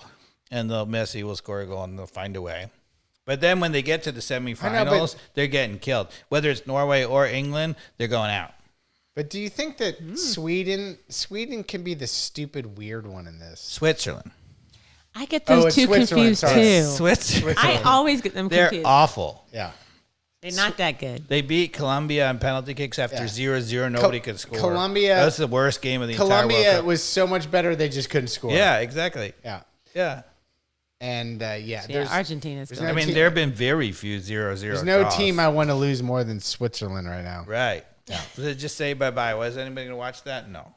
Do you think? But Argentina will make it entertaining because they're so flawed. Yeah. They have Messi and they have attacking, and they are so flawed. I'll watch. I'll Yeah. still be there. Probably drunk after the England game. Might as well stay and watch. Yeah. Why not? Why not? Just keep going. Why not? So, okay, keep going. So now we got Switzerland, Argentina. Who wins that? Argentina. I mean, Argentina? there's no chance. It's Argentina, England, Spain, France, which is a terrific semifinal. That's a great semifinal. Spain, France. France wins. France Okay? wins.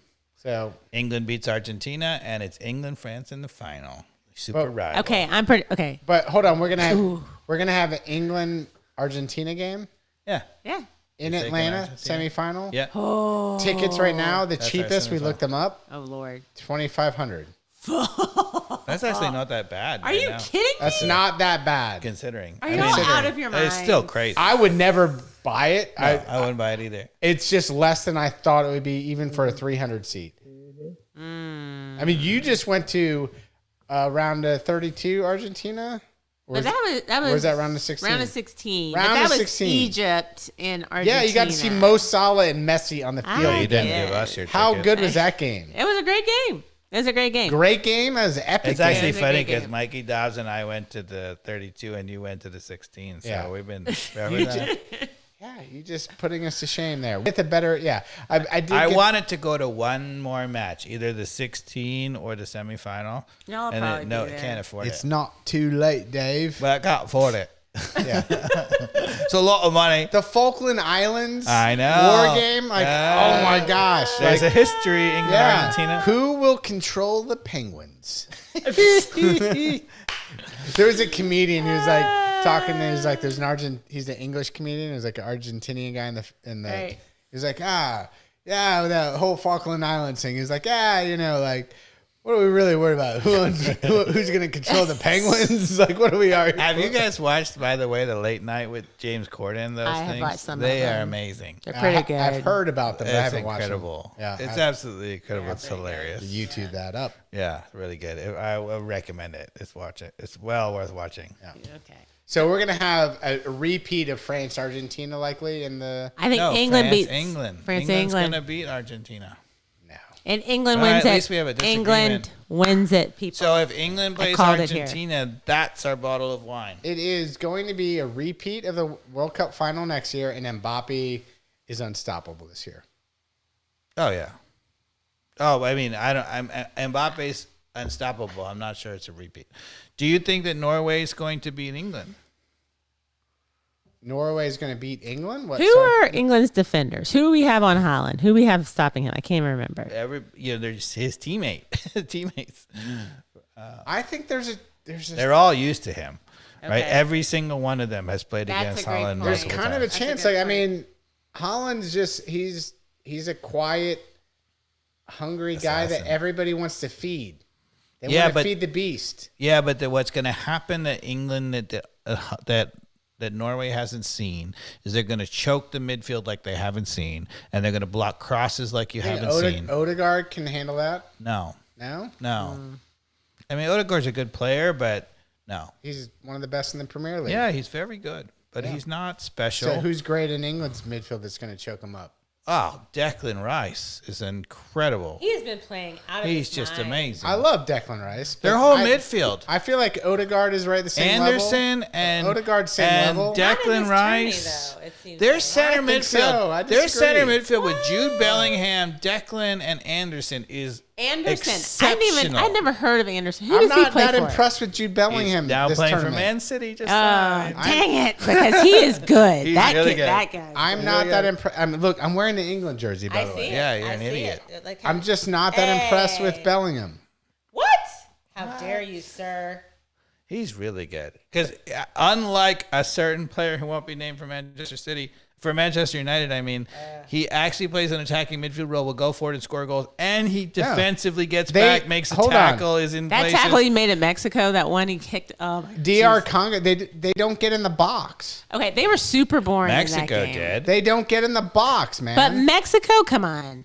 I feel like they're picking it up. Azteca, that game was that's a hostile They are environment. picking it up. That was the best environment in World Cup history, probably. That was one of the best games I've ever seen. Ever. It's It incredible. was, I was standing up, leaning in, but that was just complete mayhem because it's at the Azteca. Right, impossible to win there at altitude against that crowd. Seriously though, and that clear. It was the most hostile. For Bellingham to clear. I think that was the most hostile home crowd in Yeah. the history of the World Cup. You guys might be beating me down here, and that was a great England win. Don't get me wrong. Incredible, Fantastic. and they Incredible. won with a man down for 30 minutes. Yeah, I'm just being a pessimist because they're my team I'm rooting on from here on out, like in my heart.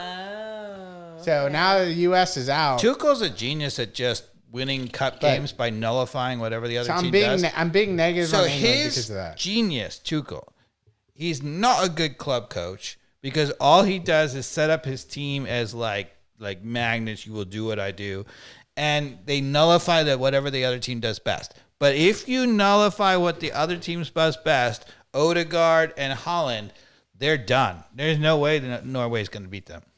All right. I think we've been podcasting for like an hour and 45 minutes. Forever. It's the longest podcast in history. This in is, the history of the world. And one of the best. which is, hold on, this World Cup, Worth it. I thought 48 teams is too much.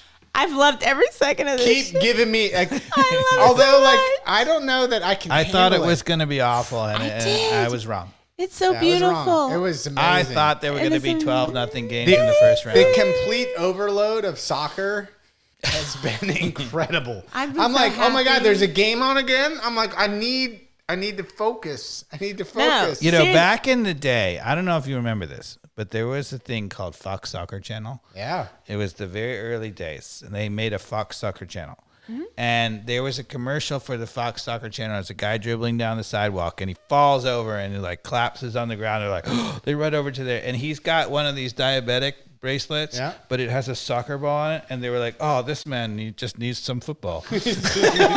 And that's how I felt during this World Cup. Which is only like a day ago. We Like- had one off day. Oh my God. Dave was like, oh my God. That was me on Wednesday. I was Give me the like, next hit. Give it to me. I literally wake up Let's every go. morning. Alexa, what are the games today? Yeah. And on Wednesday, when they're Give like, it there to me. are no games today. Give me more hits. So tomorrow we got England, Norway. We have, my lab at Emory University. We've been projecting the games on a whiteboard in the laboratory while we're doing experiments. So, Fantastic. You're a good leader. I'm about to say, can we not be distracted from saving me from Alzheimer's? But this is worth it. Worth it. That is worth it. Yes. Worth it. All right. Well, we have talked about as much as we can Pretty much. on a Friday night. If you've Yeah. listened in, If thank you're you. still here, you're crazy. Yes. And you're football crazy, and we love you. Yes. All right. Thanks for listening, everybody. You say it, I do it, coach. Football is Let's go, England. Woohoo! Danny Rojas, Danny Rojas,